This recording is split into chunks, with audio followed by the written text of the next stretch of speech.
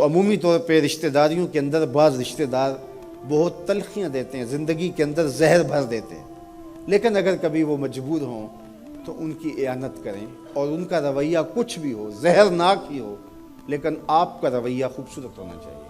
آپ مجھے اگر پوچھیں کہ سب سے بہترین صدقہ، سب سے افضل صدقہ کون سا ہے، تو سب سے افضل صدقہ جو مجبور ناراض رشتہ دار کو دیا جائے، جو رشتہ دار آپ کا شریک بن کے ہر جگہ پہ کھڑا ہوتا ہو، ہر خاندانی میٹنگ میں، ہر خاندانی ایونٹ میں آپ کے مخالف کھڑا ہوتا ہو، آپ کو نیچا دکھانے کی کوشش میں لگا رہتا ہو، اور کسی وجہ سے وہ کمزور پڑ جائے، مالی مشکلات میں مبتلا ہو جائے، اور آپ اس کی مدد کرنے کی پوزیشن میں ہوں، تو آپ کا نفس آپ کو کبھی بھی اس کی مدد کرنے پہ آمادہ نہیں کرے گا۔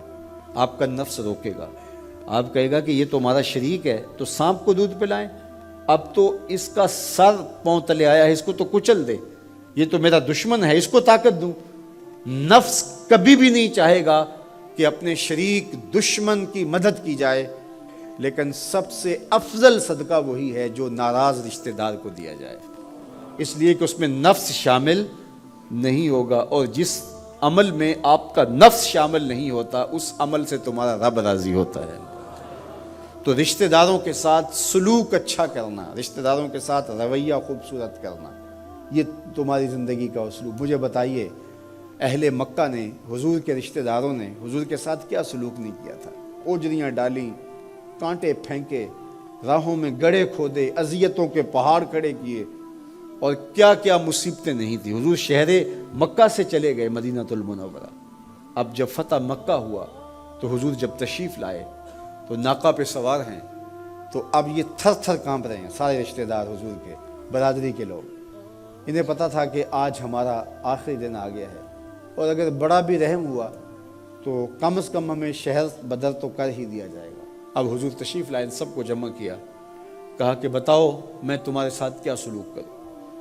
تو انہوں نے کہا کہ آپ کریم باپ کے کریم بیٹے ہیں، ہمیں آپ سے اچھے سلوک کی توقع ہے، اور ان کو توقع یہ تھی کہ ہمیں قتل نہ کیا جائے، شہر سے نکال دیا جائے۔ تو آقا کریم نے فرمایا اذهبوا انتم الطلقاء، جاؤ چلے جاؤ، میں تمہیں معاف کرتا ہوں۔ اور آج تم سے وہی کہتا ہوں جو حضرت یوسف علیہ السلام نے اپنے بھائیوں سے کہا تھا، لا تثریب علیکم اليوم، جاؤ چلے جاؤ، تم سارے آزاد ہو۔ اور حضور نے سب کو معاف کر دیا۔ معاشرے کے کمزور لوگوں کی حضور علیہ السلام مدد کرتے، ان کا بوجھ حضور اٹھا لیتے۔ دکھیوں کا، کمزوروں کا، لاچاروں کا بوجھ اٹھانے کا مزاج پیدا کرو، لوگوں کی ضرورتوں کو پورا کرنے کی کوشش کرو، اپنے کندھوں پہ بوجھ اٹھاؤ اور ان کا بوجھ ہلکا کرو، یہ مزاج پیدا کرو۔ یہ تمہارے نبی علیہ السلام کی سنت ہے۔ وہ چاہے تمہارا دشمن ہی کیوں نہ ہو، لیکن اس کا بھی بوجھ کم کرو، اس کا بوجھ اپنے ذمہ لو۔ جس کا کوئی کمانے والا نہیں، معذور ہے، اپاہج ہے، لاچار ہے، زیادہ بچوں کا بوجھ ہے، اور ذرائع آمدن تھوڑے ہیں، تو آپ کثیر العیال لوگ ہیں جن کا کوئی مددگار نہیں ہے، آپ ان کی مدد کرتے ہیں، ان کے کام آتے ہیں، آپ ان کے لیے کمائی کرتے ہیں۔ یہ بات ذہن میں رکھیے، کمائی کرتے ہوئے 3 نیتوں کا استحضار رہنا چاہیے، 3 نیتیں آپ کے ساتھ جڑی رہنی چاہیے، تو آپ کا کاروبار، آپ کا رزق کمانا بابرکت ہوگا۔ اگر چوتھی چیز جڑ گئی تو آپ کے کاروبار میں، آپ کے رزق میں پیچیدگی آنا شروع ہو جائیں گے۔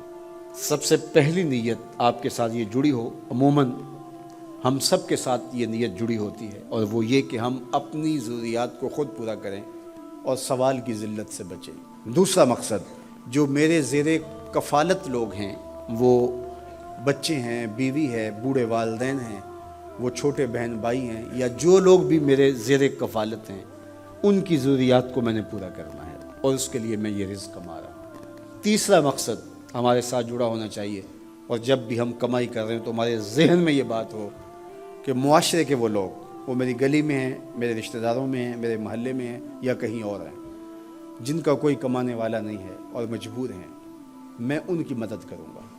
اللہ مجھے اس کاروبار سے، اس وسیلہ رزق سے اتنا عطا کر دے کہ میں اپنے بچوں کی کفالت بھی کروں گا، اپنی ضرورت بھی پوری کروں گا، اپنے والدین کی خدمت بھی کروں گا، اور معاشرے کے ان کمزور لوگوں کی مدد بھی کروں گا۔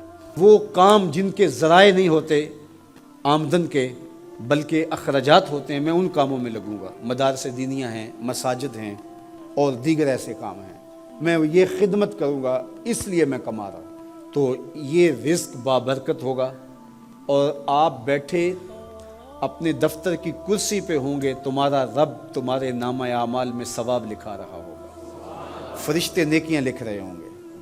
تو یہ سراسر دین ہے، یہ سراسر اچھائی ہے، نیکی ہے، عبادت ہے۔